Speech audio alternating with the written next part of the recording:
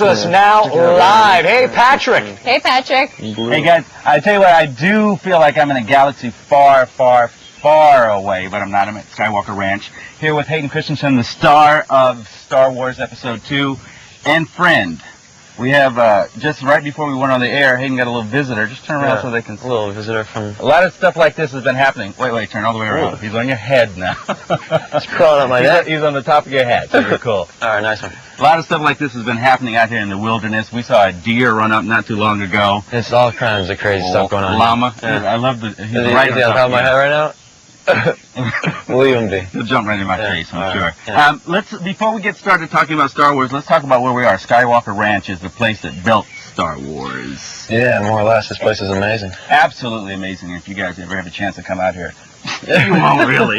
But too bad. Look, let's take a little mini tour. Right over here is the main house, That's right? the main house right over there. They have edit bays in there. It's not really a house. It's more of an office. They have edit bays in there. They have a library in there. Yeah. Each edit bay has a fireplace. It's very homey. Yeah, that's George's main office as well, I believe. Tech Center. Right over there behind us. That's where the wonderful, wonderful theater is where I saw Star Wars. Right. That's the way to see it, too. Definitely with the digital sound projection. We passed by. The vineyard. Yeah, we kind of skipped over the vineyard. Yes. It's like the vineyard at my job, except that we don't have a vineyard at my job, okay? And then about 5,000 acres.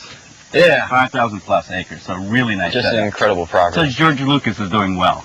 He's doing all right, yeah. When you talk to him, do you get the sense that he is this big? I mean, I think this is why he's here, because this is what he enjoys. It's like an extension of his personality almost, he likes the sort of serenity that this place contains. I'd prefer it too, Yeah. I'm sure right now you would need some serenity because things are really starting to roll along for you. Are you feeling the effects of Star Wars already, even though it hasn't opened yet? Not really. I mean, it was an amazing thing to work on, but right now sort of the peripheral influences haven't been that great. Granted the movie hasn't come out yet, but no, it hasn't really changed too much at all. Now, you just saw it the other day for the first time, right? Yeah. What were your thoughts? I was blown away, to be honest. I mean, I at times completely lost sight of the fact that I was even in the film. The visual effects are just incredible. The digital technology, I think, has come such a long way just since Episode 1. The creatures that were created and the environments were so believably real that, it really, takes you by surprise. For those who don't know, the entire movie is digital. Yeah. And then there are aspects of it, it's shot digitally, but then there are also the digital creatures that we have come to know and love, and then there's some new digital creatures. As a matter of fact, this one over here, he's completely this digital. isn't actually real. Not real at all. Another George Lucas creation. Mr. Lucas said, hey, what do you guys want for E? And we said, well, could you create a digital creature for us? And this is what he did. Good job. Thank you very much. A little bit of the movie has a little love story in it. Yes.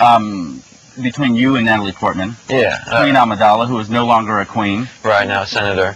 A more condensed version of a love story, but yeah, I mean, the film actually has some real, human interaction and relationship that you really care about these characters, hopefully, and that's something that it will hopefully continue into the next film as well. And that had to happen because we know where the film goes. Exactly. We produce Luke and Leia, of course, and so there's lots of sort of intimations of what's to come in our relationship.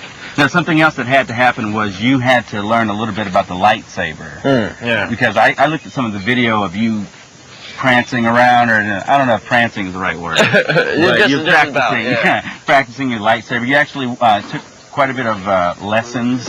Yeah, I went to Australia about a month before to learn how to wield a lightsaber. I mean, I wasn't exactly a master swordsman prior to this, so he doesn't really teach you a technique. It's more, it's actually kind of like prancing because it's like the steps to a dance. You learn where your feet go, and then everything else kind of follows through afterwards. And you might feel a little silly doing all that with the blue screen, but you know that George Lucas is behind it. Yeah, I mean, it's actually kind of exciting knowing that soon it'll be lit up and John Williams music, superimposed on top of that, and it makes you, await the final product that much more. It'll work. All right, cool. Hayden, thank you very much for talking with us. All right. Guys, we're going to toss it back to you. We're going to say goodbye. May 16th is when Star Wars opens. This guy is going to hang around probably for a little bit longer. Yeah, maybe. We'll see. And that's it. Linda and Scott, back to you guys. Patrick, you can hear me, right? Yes, I can hear you, Scott. I know Hayden can't. I've been working on this since this morning, my Jedi Was he on mind the whole technique. time? Really? Does Hayden hear what I'm saying right now? Classic. Nothing? Hayden cannot hear you. He's playing with the lizard. Nothing at all.